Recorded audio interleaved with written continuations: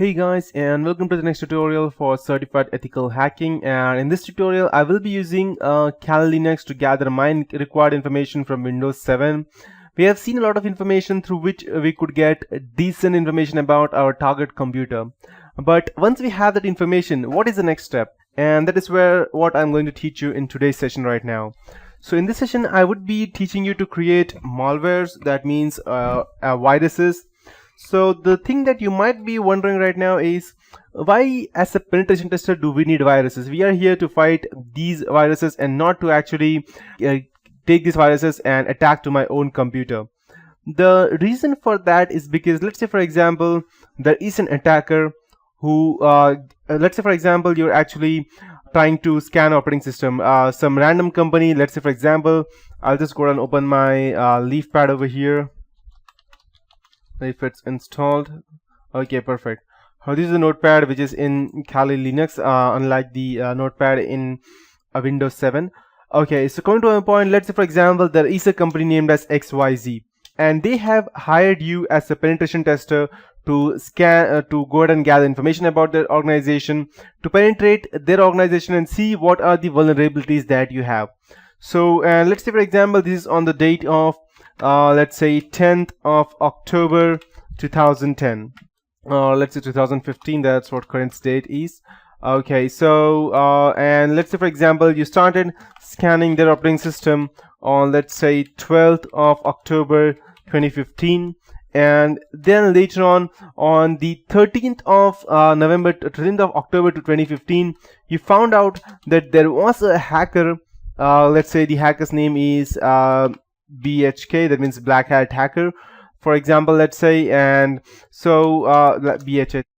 So there was a hacker with the term of BHH who actually gathered these organizations' information, hacked them, and actually got it out even of the organization without anyone knowing them. And this happened on the day of, let's say for example, in the month of October. So let's say for example September, October, in the month of 9th of October 2015. Let's say 10th of September, 1 month before. So you were scanning this organization and you saw footprints of a different hacker, which you know of correctly that it's not yours, and it was some footprints left by some other hacker when he came into the system, and you see these things happening. So now you need to gather information as to, because you know that you don't know that whether he would be attacking now, but you cannot waste time just checking that which vulnerabilities he used. So you need to gather information about that specific hacker. So let's assume that you gather information using the footprints and you came to know about his specific IP address over here using Nmap and a lot of other tools. You scanned his system as well, but now you need to attack the hacker itself so that you could see what information he has gained access, because you straight away cannot go ahead and catch the attacker without even knowing who he is. He might be any attacker that the any hacker that the company may have kept to scan previously, or he may be just a random rogue attacker, or he may just be like a 14 or 15-year-old boy who is just doing this for some mischievous purposes. So you need to act on a, let's say for example, on a proper manner so that you know what exactly you're up to right now, whom you're against. So you need to attack his computer and see what information that he has related to your company's or organization's benefits.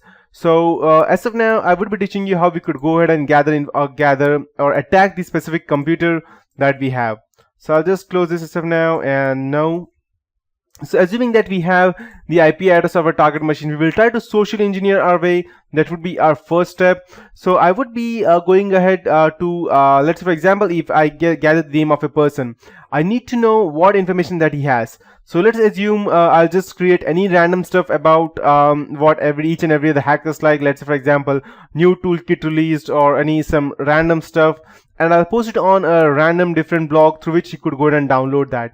And before he downloads, I need to insert a specific malware in that toolkit or in any other thing that he or she needs, so that when it gets downloaded to that specific computer, I will get a remote access on my Kali virtual machine. So I'll just go over here and I'll just start over here. So I'll just go over here and type SE toolkit. So this is a social engineering toolkit which is inbuilt in Kali Linux, developed by Rapid7. So I'll hit enter and I'll hit yes. So as you can see, there are different types of attacks over here. I will be using the first one, that is Social Engineering Toolkit.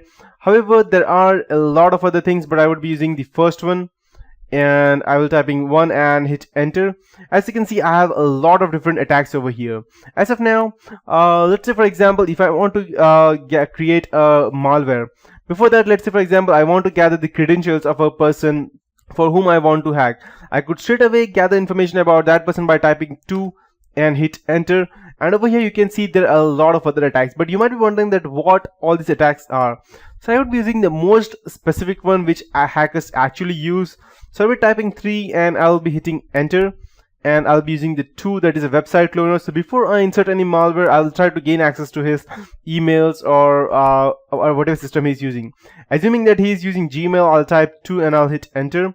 So it will use me the IP address where it should go and redirect to. So for that, I'll just open my iceweasel browser and go to my Gmail, and I'll just minimize it. So this is the IP address where the specific cloned website should redirect itself to. As of now, I want it to redirect it to myself. So in case this is not a good idea unless you are using a Tor browser to hide your identity, because the victim will easily come, because if the victim is a hacker, he or she will easily come to know that the IP address that you have, and he will immediately go ahead and try to attack you, which we don't want in our case. As of now, we are just gathering information about that specific person. So what I would be doing in this case would be, if I am a sophisticated hacker, then I would go ahead and purchase some random domain which looks exactly near to the original domain. Let's say for example, whether it's protonmail.com or whether it's Gmail, and I would get that domain and I would input that domain's name over here instead of my own IP address. But as of this purpose, as of this tutorial, I don't have a domain name, so I will be using my own IP address, which we know as of now is 192.168.19.128. That's my own IP address. So I'll be using that for harvesting and enter the URL to clone. So I'll just go over here and type the Gmail's official address, because I need to clone that specific part.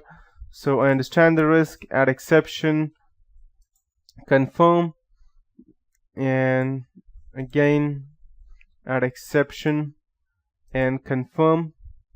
Okay, I don't think it will allow me because I'll this time get certificate, and I'll type Gmail again. Okay, it's access. I'll just Control A, copy, minimize this, and I'll paste it over here, and I'll hit enter. So this is the official Gmail's ID. So now the next thing that would be happening is it will be asking me whether I want to start the Apache server, for which I would be selecting yes. So it will convert your computer into the unofficial Gmail server as of now. So whatever the so I'll just go ahead and hit enter, and I'll show you how exactly this works as of now. So as you can see, everything is started. So I'll just go over here, and through some social engineering, I will have to send my specific IP address to that person.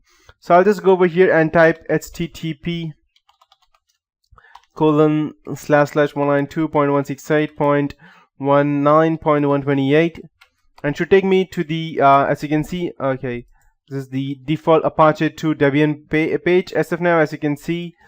Okay, and I'll just open my terminal as well. So I'll just go over here and see all files have been copied, and PHP file over the website. So I'll just go over here. You can go on to this specific and you can open this specific page. So I'll just hit enter, and my own IP address would be active. As you can see, this is the default welcome page, and this is the configuration page. I can go ahead and configure a lot of other things over here, and once this gets started, I can straight away redirect it to the target machine, from where if he goes ahead and inserts it, he should probably see something different.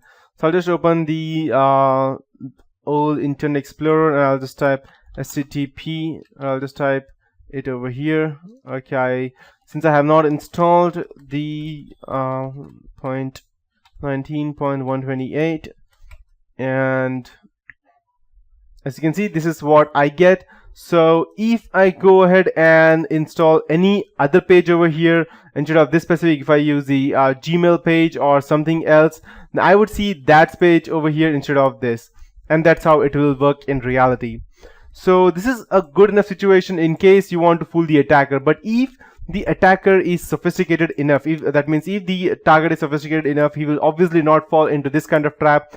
So you need to make sure that you use some kind of proper technique, and that's where our old techniques come in. First is the Java applet method.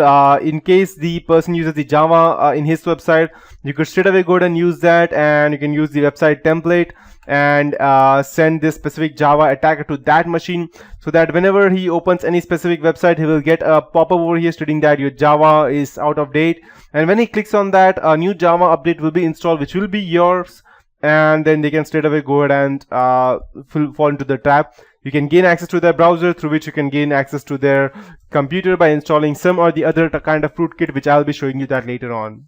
But as of now, I think that would be it for this tutorial. You have a lot of other things over here. As you can see, mass mailer attack in case you want to DDoS a specific computer, creating a payload listener, infectious media generator, and a lot of other things. But as of now, that would be it for this tutorial. So thank you for watching this tutorial, guys, and have a nice day ahead.